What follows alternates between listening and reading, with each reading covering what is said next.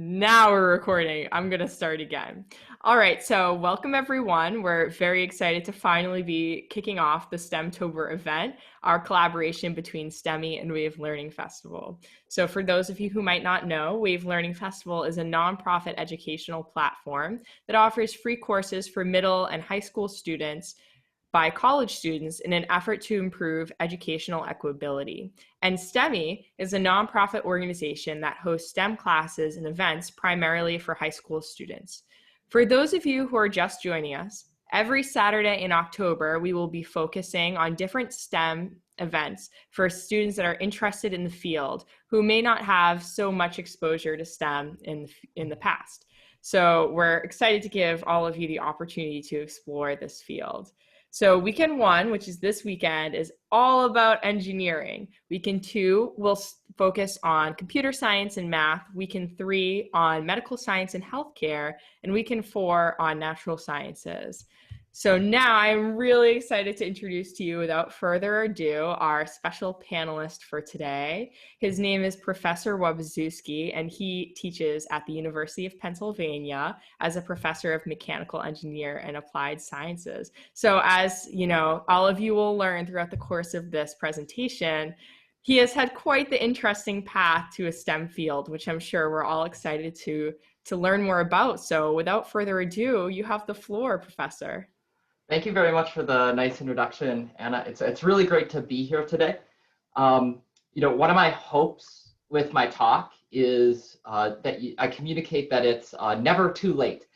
I would say I was a little bit of a late STEM bloomer. I had some of the beginnings of kind of that engineering mindset when I was very young, and I kind of left for a bit and ended up looping back throughout the course of my undergraduate degree. Before I start this off, so if you could potentially just post privately to me, if you're in the chat window, you can pull down to the name Graham Wabaszewski. I would just search for Graham. I'm just interested to know in the audience, what is your approximate age? And are you thinking that you're STEM bound right now? I would presume that a lot of the attendees are because they're here. But are you STEM bound, and kind of what direction do you see yourself going? Like mechanical engineering, electrical engineering, biology, or are you not STEM bound and you're waiting to be convinced? If you could take a moment to just post privately to me on the chat, and I'll just write a hello to everyone. Very good, I'm starting to get some responses. So I see people reporting back biology, math, age 17, age 15, mechanical and aerospace engineering. Keep posting for me here. Another one that is STEM bound, mechanical and computer science. That is a great combo. We have a 14-year-old pursue a career in computer science coding. Again, another great career path. Computer science, keep them coming. I know we have a couple more here. 15, STEM bound, biomedical and mechanical. Very good combo as well. Very complementary combo. 17, mechatronics engineering. That is very popular right now and will continue to be. 16 years old, interested in mechanical, civil, or biomedical. That's, wow, good breadth there. High school computer software engineering. 17, STEM bound, either science and tech or math and tech, not totally sure. 16, robotics, bio, CS, aerospace. You're going to do that all to that particular 16-year-old. 16, probably going to go for computer science and aerospace engineering. I think what's interesting about these responses is that I'm seeing that a lot of you aren't thinking about just pursuing one area, but that you're thinking about pursuing multiple areas. Somebody asking what the question was, you got the question. So high school, junior, interested in mechanical, biomedical. So what's interesting is that your interests aren't just kind of focused in one direction. I think that's actually quite a valuable thing. Our most effective STEMologists, engineers, mathematicians, scientists in general, generally have maybe a precision to their knowledge in one field, but also a breadth to their knowledge. Having that breadth, oftentimes there's problems that are solved in one discipline or have been approached in one discipline that can carry over to other disciplines. So those of you that kind of have a breadth to what you want to do, keep that up. That's a good thing at the end of the day. So hopefully, my talk today, it sounds like a lot of you are tuned in to the direction you want to go, more so than where I was at your particular age. I was still utterly confused. Didn't know if I wanted businesses or the sciences. Didn't know if I was money-minded, or if I wanted to, not that they're mutually exclusive, but enjoy the small tasks of my job on the daily. So I hope to communicate to you at least my path. And then I'm going to highlight a couple of the kind of research endeavors that I encountered once I really got into STEM in my undergraduate career as well as graduate school. And finally, these days, I'm actually full-time teaching. Let me try to share my screen. Looks like screen sharing might be disabled. I will take care of that for you right now. Thank you so much.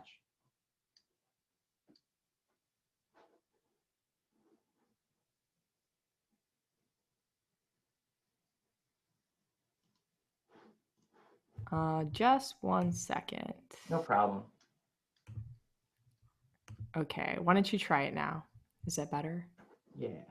Okay, awesome. Beautiful. Putting my Zoom skills to the test over here. I tell you, it's difficult, and I feel like Zoom changes behaviors every so often when you're not expecting it. Yes, it does. There's nothing worse than trying to join a session and it telling you that it needs to update. But. Exactly. Let me just get myself sorted out here. Have a little drawing pad just in case there's any need to scribble anything out here. So the title of my talk is Finding My Path in STEM, from flipping burgers to flipping lectures. I'm actually not going to focus too much on the burgers or the lectures. I kind of just like the title. But rather, I'm going to talk a little bit about this kind of somewhat random walk that I took, that kind of slow walk to STEM. What I'm showing you on my lead slide right here is actually an image derived from atomic force microscopy. And if you're not familiar with what that is, we'll talk about it quite a bit in context of some of the research that I've done. I want to start this out by just talking about some of my biographical information. Where did I kind of start when I was younger, and where have I ended up now? So I think I had some mechanical inclinations going even back to being a 5-year-old, maybe even a 4 or 3-year-old. It's a little hazy as to when this actually started, but to kind of give you a frame of what was happening at that time, my dad had bought me a small toolbox with some very poor quality tools because I kept stealing his tools from his more professional toolbox. And I know my mom left me unattended for about 10 to 15 minutes one day while she was like preparing in the morning. And in that time frame, I had somehow managed to remove the motor from our dryer. I don't know how, being that small, that I moved the dryer away from the wall and didn't shock myself in the process. But I think that was some of the early beginnings. This continued in grade school and while I was younger, probably for about the next, I would say 10 years. I would consistently be taking apart things around the house. It actually got quite expensive for my parents. So they started asking the neighbors, like, do you have any broken items, like old vacuum cleaners, computers, anything of that nature? And they actually had a box for me that I could go to take stuff out and take it apart without causing hazard or breaking things that actually work around the house.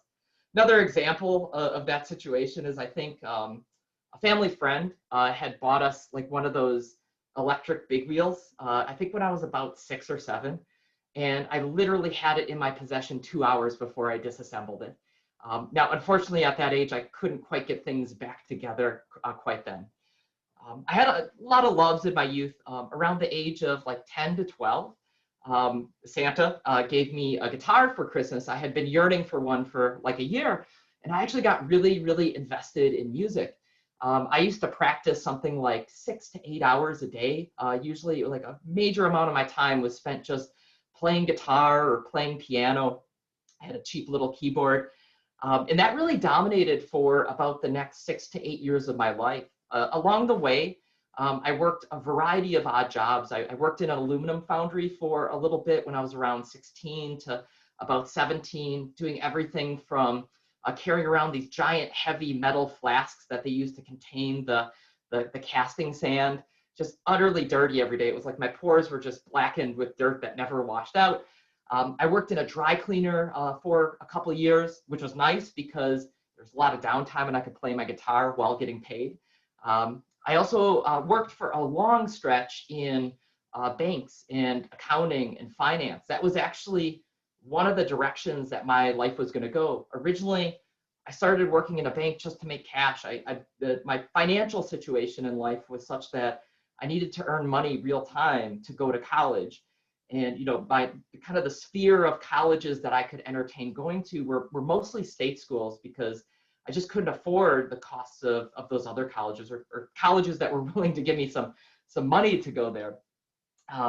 So I started working in banks, and, you know, there were aspects of it that I really liked at the time. And I tended to be, I think because of my socioeconomic background, really money focused. I was like, I need to make enough money that I never have to worry about money again. And that really pushed me in the direction of accounting and finance. I knew it was a stable job career path that, you know, I could make a good living in. I wasn't geographically bound by it, etc. So at about the age of 18, after working in a bank for a bit, I had a decision to make. Some part of me was pulling me towards music as what I want to do with my life. Some part of it was pulling me towards finance and banking and all of those kind of things. And ultimately, I made some charts. I thought about, you know, what do I want out of life? And there's just too much uncertainty from those I had talked with that had went towards a more musical career. And I decided to go what I would characterize as a little bit safer path to business school at Wisconsin-Madison. At that same time, I was working a whole variety of odd jobs as well. Again, real time, I needed to make the money to afford tuition and my rent, etc. So I found myself still working in banks every weekend, sometimes at night, flipping burgers, sometimes midday. Anytime I could find some time to work, I was usually working to offset all of those costs. I actually stayed in the business school for about 2.5 to 3 years. At the Wisconsin-Madison Business School at the time, there was usually like this 2-year period where you didn't know if you were accepted formally into the business school or not. And I was always kind of walking this line, like, do I want to stay or do I want to go? And eventually I got accepted, I think at like 2.5 years into the accounting and finance kind of tracks for that school. And then funny enough, I think it all became too real at that point. And I actually, a couple of weeks after that, I actually left the business school and switched to engineering, which seems to be a reverse track from what a lot of people take. I often see students going from engineering to business. So that transition happened about at 21 and a half years old. It was a really tough decision at the time. You know, money was always tight. And I thought, you know, I had these questions lingering in the back of my head. Did I make the wrong decision? But I knew that I'd had this kind of love of STEM rebuilding in me. I had always loved my science classes in high school. And I found myself, I think there's been a lot of inflection points in my life where it's like, you know, I was a little bit prepared, but there was also a good aspect of luck and circumstance that really impacted my path. So around the age of 21, when I was making this transition, I was living in a house, kind of a shared college house with 5 other persons, and 4 of them were engineers, ranging from civil to electrical to like computer engineering. So I got to see what they were working on every day, and I found myself going into their rooms and like stealing their calculus books and, you know, stealing their statics and dynamics books, and I'm like, oh man. And at some point it just dawned on me, this could be my life. Like, rather than just doing this for fun, every day could be fun. And I wasn't finding that in the business school at the time. I was feeling lazy. I was feeling like people weren't competing on knowledge, but rather exclusion of knowledge. So, you know, you weren't judged on how well you can do something, but how much you, like what you know that you prevent from other people from knowing, or siloing your information. I can't say that I was welcomed into engineering with open arms. My first advising meeting, we kind of had these floating advisors, and they told me, you will never make it in engineering, which really, I mean, I had like many levels of questions in my life at that point. luckily, though, 6 months later, I met with an advisor again, and it was with open arms. No additional information, but just a different person. So my overall statement to you is, if you believe in yourself, don't let the haters hate. Don't let them get you down. There's also other inflection points. I got a really bad 6-month bout of mono. I think probably the worst you can get it right after I switched into engineering school. So I switch in, the advisor tells me I'm never going to make it. I get really down and out with mono, lose a ton of weight, can barely make it to classes, just barely make it to my job, which I probably shouldn't have been going to with mono, but I needed it to afford rent and continue going to school. So I was just like a hair's breadth away from leaving school. And, I think my life would be radically different at this time, kind of in reflection, if I had made that decision. I just barely hung onto the bus on that one. So mono's done. I'm still working in a bank at this point. I'm still flipping burgers at this point. I'm studying mechanical engineering. And at the bank, I have a ton of downtime. It's almost a pity job. They actually don't have work for me, but they know I need money. So my boss just says, look pretty and, make sure you look kind of busy and we'll continue to pay you. And so around that same time, I think I was coming back from work and I was walking through the mechanical engineering building. It was late at night, nobody was around. And they had this table out and they had a bunch of trade magazines and academic journals. And there was some trade magazine, I've never been able to find it again. But on the front cover, it had this scanning electron microscope cross-section of a microfluidic patch for drug delivery. Now this is back in 2002 or something. So this type of thing was the hot thing, the hot topic. And I have never seen an image like that before. It reminded me, when I was a little kid, I had these books called Richard Smalley, I think. And it was the life of people that do work. So it was all these bear and snake characters. There would be cross sections of a ship. And it would show what all the people are doing on the ship. And it very much reminded me of that. I don't think I had ever been that excited to see an image before. I was just like, what is this? This looks so awesome. It's so small. And people make this and they image it. I didn't even know what it was called. And I tore off the cover of it actually. And I took it around with me and I just started Googling. And this is earlier in the days of Google and Yahoo search was still a thing. I started Googling and I just went down this rabbit hole. And at work, they had the internet locked down. So I would call up my girlfriend and I'd be like, can you Google these terms and then get the papers and then email them to me or take snapshots and email them to me. So, kind of this bank job turned into just my sciencey research time. And that ended up becoming my nights. And when I entered mechanical engineering, I loved it, which is true, but I never quite found my niche there. Everything was macro scale and it was, heat transfer and dynamics and brake systems. And Wisconsin-Madison was heavy into agricultural engineering. So it was tractors and, all sorts of farm implements was kind of where we were thinking about those types of engineering. And it really unlocked this world that I found totally fascinating of, hey, people are doing things at levels that we can't even see optically with our eyes. I was like, that sounds really challenging. I want to do that. So down the rabbit hole, and I start discovering that at particularly small scales, friction is something that people are very concerned about. The way I would frame that for you is if you have something say a raindrop or a small kind of drop of water will adhere to a wall very easily, but you can't get a bucket of water to adhere to a wall. And that has to do with how surface area and volume scale as you work your way down in size. So surface area is a phenomena squared and volume is a phenomena cubed. So as you get to very, very small scales, that volume shrinks much more quickly than the surface area does. And things like adhesion and friction are surface area modulated types of phenomena. So I went down this rabbit hole and I started discovering all these things. I started reading all these papers. I didn't really know how to search for papers at the time. I was doing my best through Google and Yahoo. And I kept coming up with this one author that was just, his papers were very easy to find. They were easy to read and they super enthused me. And they talked a lot about friction at the micro and nanoscale.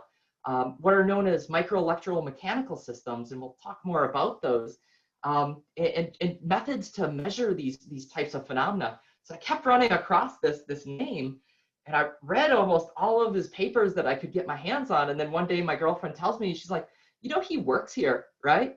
And I was like, oh, he does. And it was like a kind of a close by building to mechanical engineering. It was, I think it was called our engineering research building, a very ugly building, but a lot of awesome stuff happening inside of it.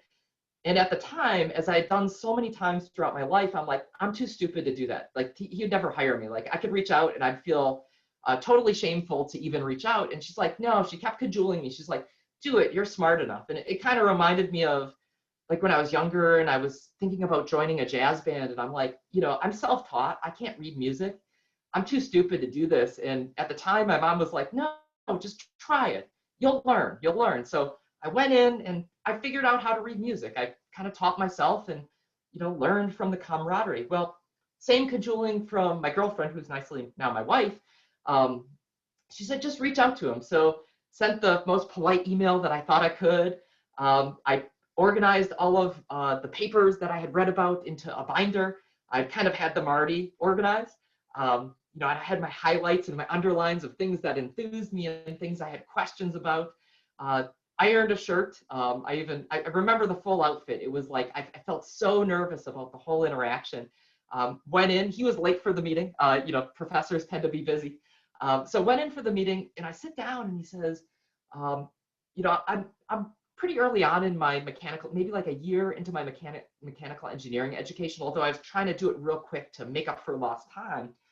And he was like, you know, you could put together a model of an atomic force microscope out of, you know, something like this or Legos. And I was like, and so I busted out my binder and I'm like, you know, I've been reading about the AFM a lot, and I think I might know how to work it and like work with it. And I feel like I'm a little mechanically inclined. And I think he was just really super impressed that I had read like 50 to 100 papers and like highlighted and underlined things. And I had like 100 questions that I had in my mind. So at the end of that conversation, he was like, okay, we'll put you on the real AFM and you will do some real work for us. And I'll talk a little bit about that work as my first thing here. I remember like day 2 of that job. Number one, it was so nice. I walked out of my burger flipping job for the last time, and I just felt a weight off my shoulders. Not that burger's bad, it's just I didn't want to be stuck there forever. I handed in my notice to the bank job, and my boss was very happy for me. But by day 2, I was like, I am going to turn this into, after the first day learning the AFM, I was like, I'm going to take this to grad school. I didn't know if that was a true statement or not, but it ended up materializing. So I did research as an undergraduate on MEMS devices, friction, in interfacing with atomic force microscopy for about, I think like 2.5 years. And right as I was getting towards the end of that, you know, I started thinking about graduate school and applying to graduate schools. And the principal investigator, my boss, the professor that I was working under, is like, I don't know if this is good news or bad news, but I just got a job at, so I'm moving to the University of Pennsylvania. And he said, you know, I'll save you a seat if you want in the lab, and, you know, continue looking. And I knew right away, I was like, that's where I'm going. I loved him as a person and as a boss. And I was like, I don't care what we're doing, I'm following, because it's going to be interesting. And I love working for you and working with you. And so at about the age of 24, he actually paid for my wife, or well, a girlfriend at the time, myself, and a couple graduate students to U-Haul from Wisconsin over to Pennsylvania. And that's where we started working in the lab. I actually helped pack a lab. In about the period of 8 days, I packed my life, packed the lab, finished my last exam at Wisconsin-Madison, packed my life, helped pack others pack their life, packed the lab, U-Hauled across the country on like New Year's Day, and then unpacked the lab at the University of Pennsylvania. And from there, it followed 6 years of very fun research where I not only worked on new things and went deeper, but I also actually, at the end of my PhD, returned back to working on the AFM that I had started in my undergraduate. And this is kind of where I say, you know, the breadth of your experiences can be very valuable. Depth is good, of course, but the breadth of your experiences, you never know where you can pull from that's meaningful. Took about 6 years for my PhD, somewhere about that. Pretty average time for a PhD, maybe a little bit on the long side, probably due to the nature of the types of experiments I was running. And then for about the last 7 years, I should note, towards the end of my PhD, I'd actually done a lot of TA-ships. And then towards about the last year, I actually got a fellowship for teaching. And I'd just been assisting with a course, and the professor that was running it was very busy. And I'm like, can I just take this over? You know, it's actually, you're kind of getting in the way. I feel like I could do this quicker myself. I didn't say it as such.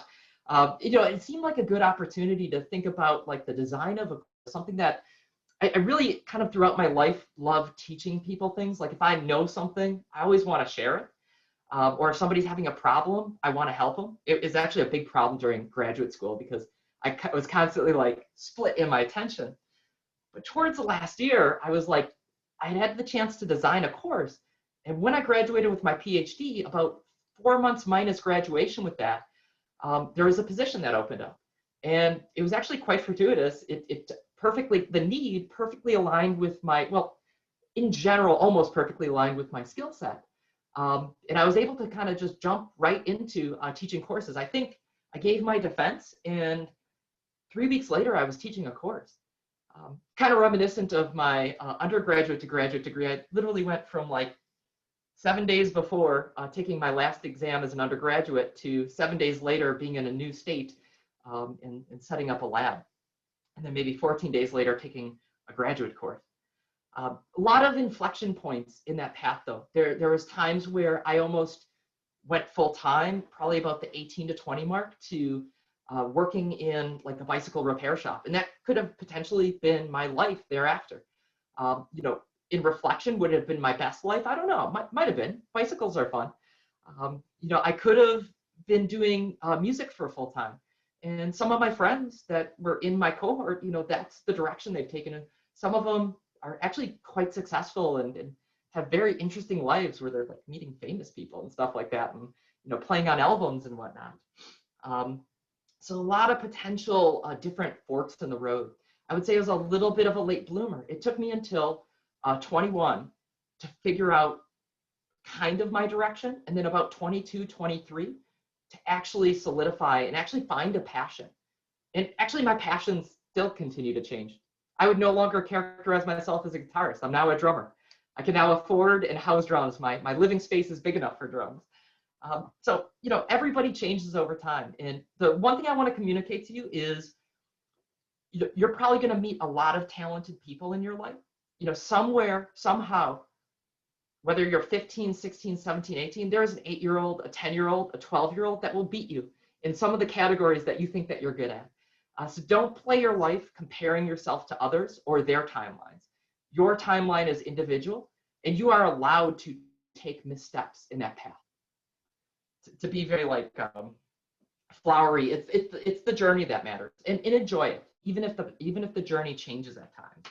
I don't think I would change a thing about my path. I think even when I've taken wrong steps, they've helped me know that is not my right path, and they've helped me solidify what my right path is. So that was all my pump up talk. That actually took quite a while. What time do I go to, Anna? It is 5:30? 5:45. 5:45, and I want to leave some time for open questions. I have 2 sections to my talk, my undergraduate research and then my graduate research, and then just a little last slide that kind of deals with what am I doing today as far as being an instructor for courses. So I very much veered away from research. I don't do much of it anymore, and I'm all teaching. I think what I'll do is I'll talk about some of my undergraduate research, and then I'll skip past my graduate research, which is probably a longer discussion, and go straight to what am I doing today as a lecturer. So I want to set up the conditions for you. So these images that you're seeing on the screen are very much like that image on the magazine cover that I was talking about before. I couldn't find the exact image. I've been searching for years, and I've lost the physical copy of it. But these are kind of reflective. It's these grayscale images. These are known as scanning electron microscope images of devices. To give you a sense of scale, well, I have a couple of human fingers in here. I'll start with this example here. So here's a human hand, 2 fingers, holding on to what is known as a digital micro mirror device, or a DMD. This was actually invented, I believe, at Texas Instruments, starting back in like the mid 70s, and it really didn't come to be. Took a lot of research to make it a reality up until like the mid 80s, early 90s. The actual little pieces that you're seeing on the main image right here, these are little cantilevered mirrors. What this thing actually does is it's, if you own a projector or a projection TV, you most likely have one of these DMD devices that are actually forming each pixel of the image. They're little mirrors that tilt back and forth. To kind of work you through what the full system would be, there is a light source that projects through a color wheel that is rotating red, blue, green, or some variation thereof very quickly. And then that light is hitting this array of little tiltable mirrors, kind of at an angle. And then those are projecting the light out the lens of the projector or onto kind of like a screen backing on a projection TV. Those aren't as common anymore. But basically, for every pixel that you're seeing, there is a corresponding mirror. Now, it turns out, at least to me, this seems like a very complex solution to forming pixels on a TV. But actually, this is manufactured very much the same way that computer chips are. And you can manufacture millions of these things, millions of these individual mirrors, or thousands of the chips that contain these mirrors in one fell swoop. It's why, computer chips are very complex and engineered devices, but they're actually fairly cheap for the amount of engineering. It's because we can create them in very parallel processes. I'll talk about what that process is. To give you a reference for scale, and I may be a little off, this is kind of a guesstimate, but the edge length of this mirror is about half, potentially less, than the diameter of one of your hairs. So there's an incredible amount of these very small mirrors, and they tilt back and forth. Over here is an example. Wow, how did they make it so small was a question. I will get into that in a second, and I'll show you some more examples of these images. Elsa, thanks for sharing your, no problem, no problem. I figure everybody is so hard on themselves. Take your time, take your journey. The second image that I'm showing right here is like a fuse failsafe for like a nuclear weapon. So a lot of the research into these really tiny devices, especially moving devices, is funded by the military. And actually, some of my undergraduate research and especially my graduate research was kind of focused around protection for the military. This particular device, it's kind of like a coded mechanical lock. You could almost think of it as like a little a lock on like a vault. You need to know the right code to open it. It's just the code is encoded mechanically through like gears and little levers. But it's so small that one could, people aren't just walking around with scanning electron microscopes. They're huge, and they take a lot of money to buy one, like $250,000. So you couldn't just see this very easily with an optical microscope. So it's kind of a secret way to lock down like a bomb, like a nuclear weapon, so that somebody couldn't accidentally launch it. And it's actually packaged in just a small little chip form factor, and it can be integrated with the other electronics of the arming system. So the military was very interested for that purpose. You actually have MEMS in a device that you're holding or have on your person right now, your computer and your phone. Most of the microphones are MEMS microphones, and they're created using the same methodologies that they use to create computer chips. And then finally, we have, just as another example, there's hundreds of these examples. A lot of you probably interact with MEMS accelerometers. If there's any indication of kind of orientation in a device you're using, like I have a remote control that knows if it's facing up or down. My phone has orientation sensing capabilities, even though it's a really old one. My computer even has orientation sensing capabilities. At the end of the day, what's actually happening is there is a microfabricated device, much like a computer chip, that actually relies on sensing capacitance. But it's built the same way computer chips are. And it's done so in parallel, building many of these things at once and then dicing them up and packaging them so they can be inserted into a device. It's actually a very cheap way to do this. And this has all been informed by advances in this microfabrication technology. Yeah, somebody said, I saw this on Veritasium. I've seen the similar. I love that channel. It's a great YouTube channel. So how do we actually make these things? This is actually a technique that goes back centuries. So back in the day, when you wanted to replicate or kind of print a newspaper or an image, there was a process known as lithography. And what it involved was you actually used like grease pens on stone to define areas that were hydrophobic versus hydrophilic. Then when you painted that flat stone with ink, the ink would only adhere to certain locations, and you could take and like place that stone on something and you would transfer a pattern, kind of like stamping. Well, you know, in this century, we've actually taken that principle to working with polymers, metals, ceramics, and other materials, and light to produce 3D structures from a bunch of 2D patterns. You can kind of think of it like 3D printing, except not squeezing out like a tube of toothpaste, but you're defining a pattern all at once, and you're using chemical processes and deposition of materials to mask off where you actually want those materials. So if you were to think of something like a computer chip, it actually starts as a single crystal silicon wafer. So it's kind of like beach sand, but it's highly refined. Beach sand has a lot of oxygen in it as well. It's actually difficult to grow.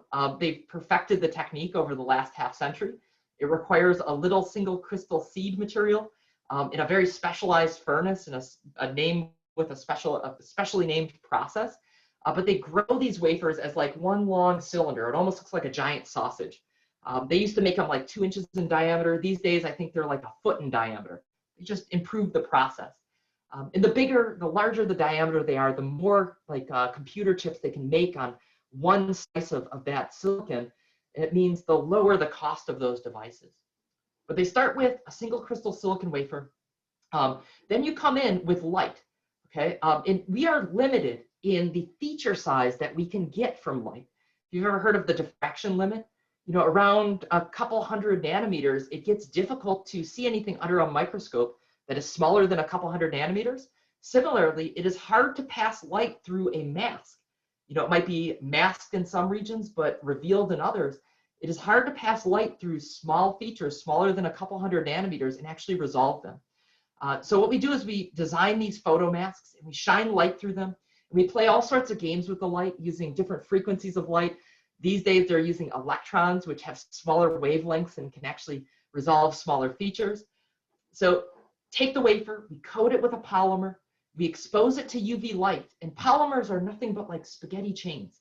And when you expose them to UV light, it actually slices and dices the chains wherever light has been exposed.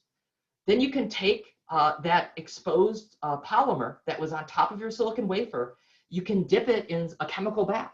And that could be acidic or basic, depending on what the composition of the material is. And it'll actually remove any of the polymer that has been exposed to light. Then you can take and you can deposit metals on top of that, like all over the polymer and the areas of the polymer that have been removed to reveal silicon underneath. Or you can bombard it with high energy ions in specialized systems to implant elements to change the nature or the properties of that material, usually electrically, sometimes mechanically. And then the final step in the process, if we coated the polymer in the silicon wafer with this metal, we can put it in a different chemical bath that is a little bit more corrosive to the polymer. So even polymer that wasn't exposed to UV light will be attacked, and it lifts off any metal that had polymer underneath, but the metal that was directly adhered to silicon remains. Or alternatively, if we've implanted ions into our silicon wafer or anything that was built on top of it, then we hit it in a very aggressive acid bath and remove the rest of that polymer. But it's essentially this process of take a silicon wafer, put some polymer on top of it, expose that polymer to light in certain regions where you want to either implant ions or have bits of metal in certain shapes. Then you do your deposition or your implantation, and then you treat it in an aggressive chemical bath to remove the rest of the polymer that you didn't remove in the first round. And then you're left with some kind of semi-3D structures or 2D structures, and you can rinse and repeat that process to build these structures on top of each other. And if you take and kind of cleave this structure, this is actually a representation of, I think it's a computer chip from a phone. What you have at the very bottom is silicon. What you have here kind of in the smaller grayscale areas are some implanted elements, probably like phosphorus and things like of that nature. You have probably some silicon dioxide that's been kind of deposited almost like a snow blanket on top of there. And then some really bright objects that are probably copper and other maybe noble metals that serve as kind of traces to move electricity around that circuit. Okay? The reason I tell you all of that is because the work that I did as my undergraduate leveraged systems made in that manner. So when I came into my undergraduate research position, originally it was just, hey, let's get on the AFM and see what I can do here.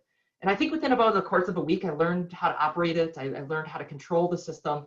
It's like, what can I apply this to? And there was an open question. One of the graduate students in the group was working on these MEMS devices, or micro-electromechanical systems. In particular, they had created devices that didn't like rub and slide over each other very much. And there's this kind of whole world of like gears and folding devices and rubbing and scrubbing devices that could do a lot for us at the microscale. Applications to like biology and just technology in general. And we're having a lot of issues with early lifetime failure, right? So probably all of you have had an experience with like something wearing out due to friction.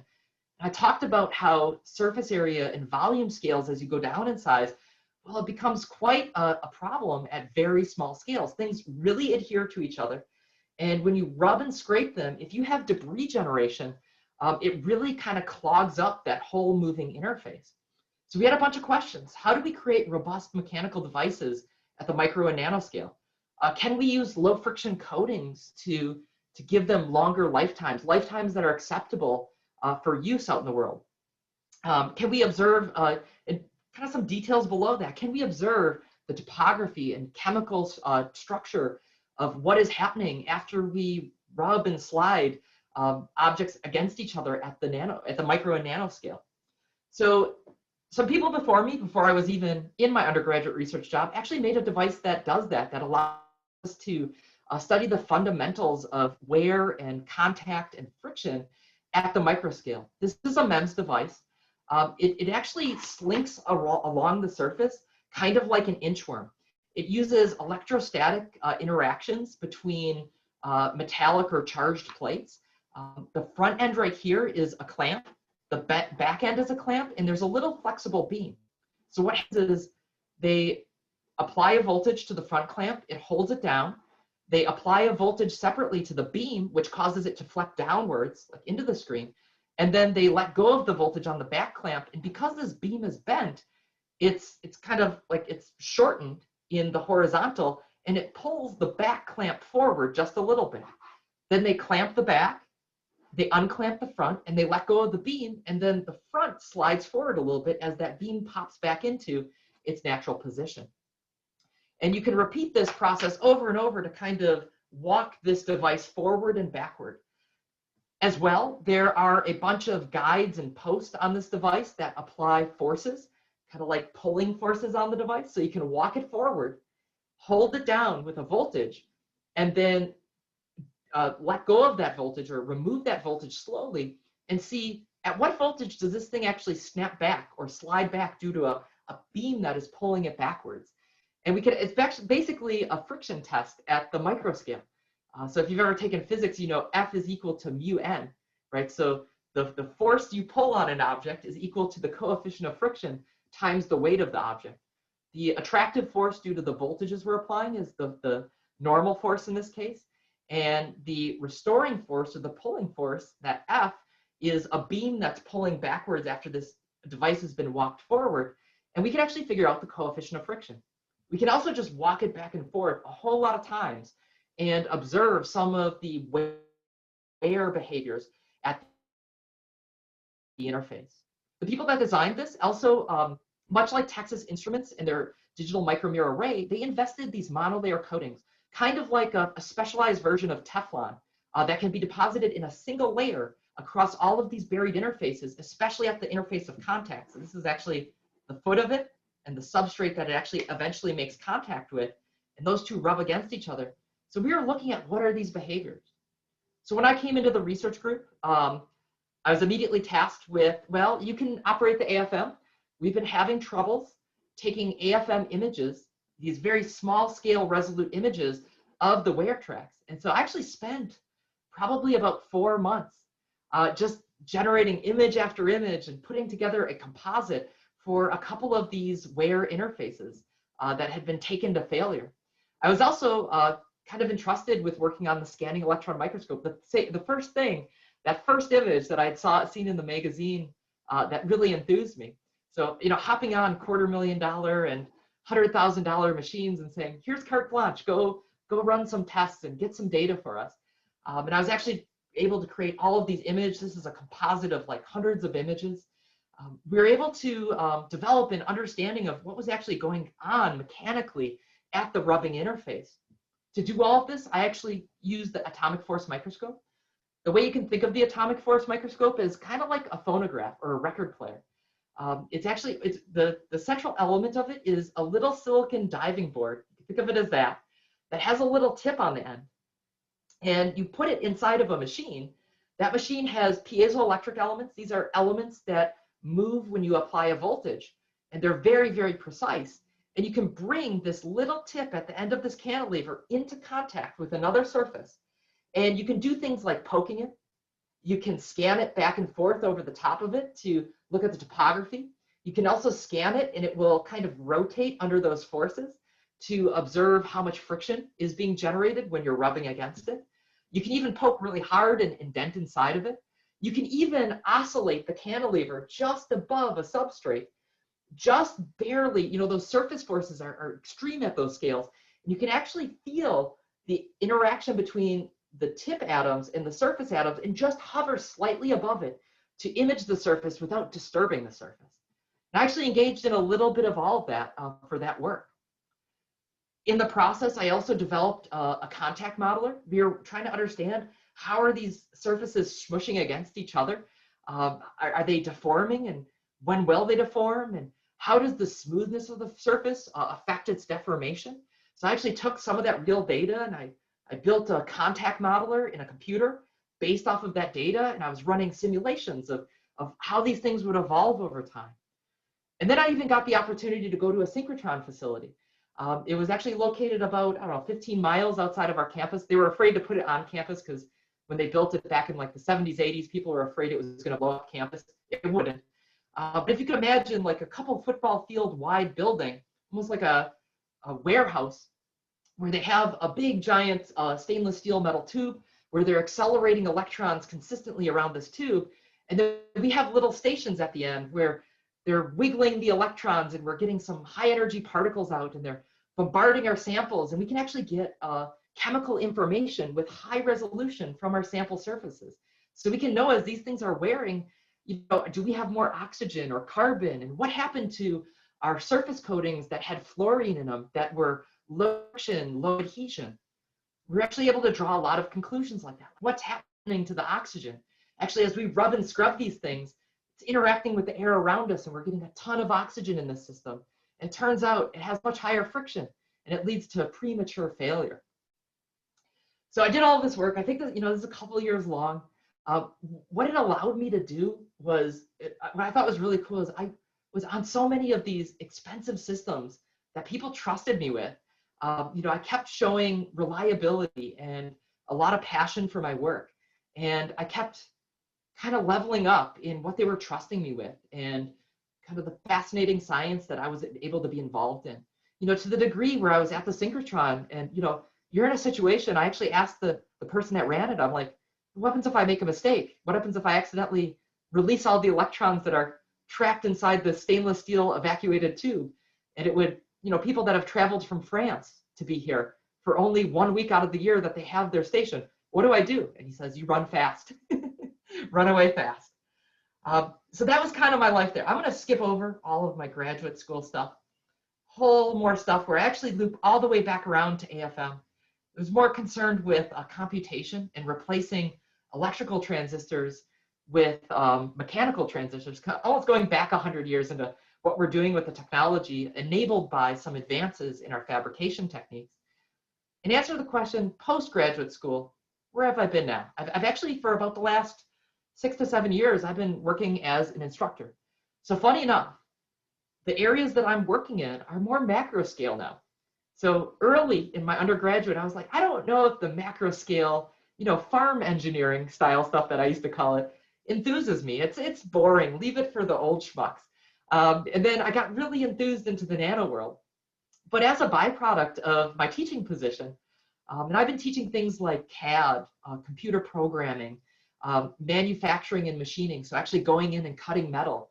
And then probably one of my favorite ones, which is senior design, which is so mind-boggling because all of the projects are different and it's always testing my boundaries as far as what I know.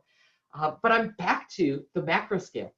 And I'm finding that my knowledge of nanoscale phenomena is actually paying dividends. There's a lot that happens at the atomistic scale, at the molecular scale, and at those in-between scales of the nanoscale and microscale that have large impacts on what we do at the macro scale. Just a whole just a crazy life as a lecturer. Happy to talk more about that if you have questions about it. So that was my path. The things I want to leave you with when you're considering your path in STEM, be curious, always ask questions. I remember when I was really into music, I could not listen to a song without analyzing it. Once I learned music theory, oh, there's a 1-4-5 chord progression. Oh, that's a dominant seventh. I've kind of lost some of that ability because I don't have as much time to play my music now. Be passionate. Even if you have to synthesize it. I found most things, like if there's a boring part to it, especially some annoying data processing you need to slog through it. The passion follows. Be reliable. Do what you say you're going to do. You won't always get the results you want, but show up. Like showing up is 90% of the battle, right? Are you there to learn the thing? Have your mind be open in that process. And I think the most important thing, even though it's last, this is most important. I have a feeling a lot of you that are here kind of self-selected for probably people that are smart, whatever that means. I think it just means tenacious. People that are tenacious and have had a lot of success in life. You've probably tried science and you're pretty good at it. If you ever engage in research, there's a lot of unknown. There's a lot of shades of gray. It's not black and white. It's not, here is a problem, now you solve it. There is a known solution. Sometimes the solutions are completely unknown and you don't know where the endpoint is. You will have failures. Don't let those stop you. Have more failures than you'll have successes, actually. So don't let that stop you. With that being said, I apologize. I probably went way over. I will end there.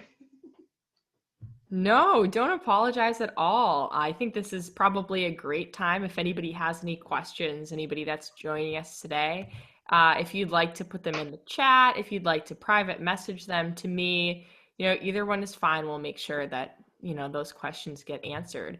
But for now, since I don't currently see anything in the chat, I think I'd be really interested in knowing more about the intersection between music and the work that you do and what role it sort of plays in your life. You've spoken a lot about how it was a defining feature of your path and sort of played different roles there. But maybe if you could speak to now, maybe skills that you learned as a musician that are helping you out now or anything like that.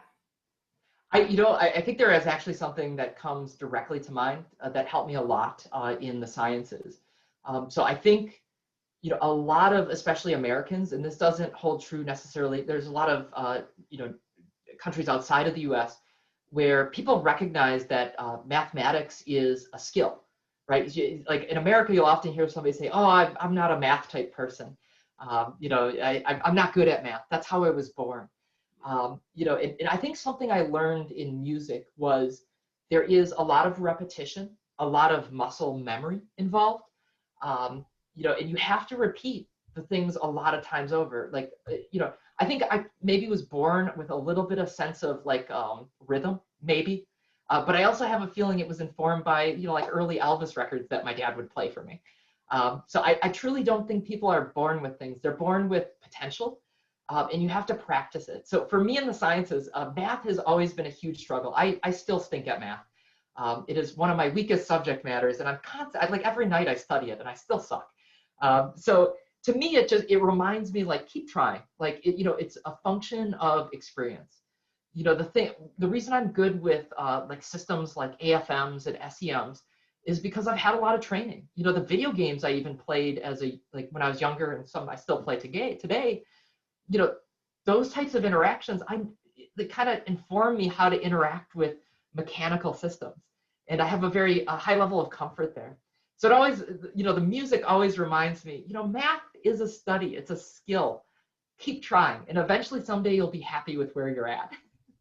It's interesting that you bring that up, because in our last speaker, one of the last questions that she had was about, if you are not a quote unquote math person, or if you dislike math, is this the right path for you? And she mentioned a similar thing. She mentioned, don't do things that you're really not comfortable with. But I really like that you brought up that it definitely is a skills-based thing, and I think that there are definitely a lot of similarities between music being skills-based and also math. Though, thank you for bringing that up. We do have a question in the chat. Yeah.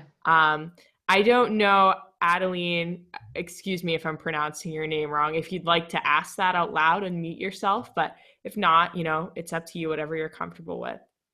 I love the question. I can repeat it if Adeline is uncomfortable, but do you think engineering is an art? I certainly, a lot of the stuff I've done with instrumentation sometimes feels like black magic or artistic in a way. And actually, I'm a big art lover. I don't have nearly enough art in my life. But I'm trying to make it like that now that graduate students aren't well paid, so you can't afford to buy a lot of art. You can make your own art sometimes, but you can't always afford it. But I do have a lot of respect for art, and I do feel like there is some sense of art. I think what drives artists is curiosity and interpretation. And I think actually research is more like that than people give them credit for. The people who do really well in research, in product design, are able to, a couple things, they're able to step back and ask high-level questions before getting lost in the woods. So kind of a general level of curiosity. And they also are pulling from a breadth of knowledge, and likely some depth as well. Kind of going back to stuff I said earlier, it's the same two things that are involved, right? So artists are often reinterpreting the world around them to communicate some message. And that's actually the same thing scientists have to do. You cannot, if I would have given you the talk right now that I gave to like my committee for my thesis defense, there are certain things that I could pre-assume there, certain subject matter areas that they would, I know that they already know. But there's a different approach. There's a different reinterpretation you have to present to different crowds. And that's especially important in the sciences, where your funding is often driven from the government or independent agencies. And the people that have the money are not often the scientists. They're paying you, but you got to convince them that your work is worthwhile to continue and to fund. That's awesome. And we do have one final question. I think it's a great way to sort of cap this off. Olivia Diaz asked in the chat, how did you overcome the doubts from people in your career? I'm still working on that. I think the person that's given me the most doubt is probably myself, actually. It probably helps me be humble. I think I come from a background where you don't get a big head no matter what you're doing. And I don't think I have reason to have a big head about anything.